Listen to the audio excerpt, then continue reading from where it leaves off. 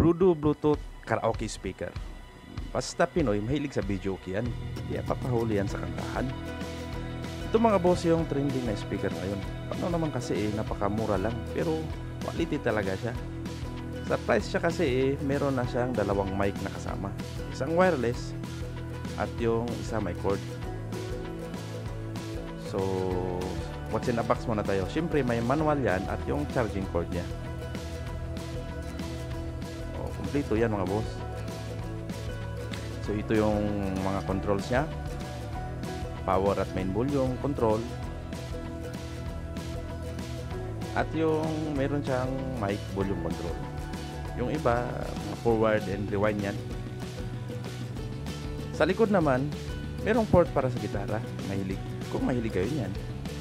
Charging port type C yan mga boss ha, USB, at yung sa mic na may cord, ito yung sa Ecobo control nya.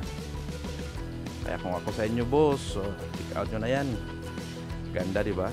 Galing talaga nito. Oh diba?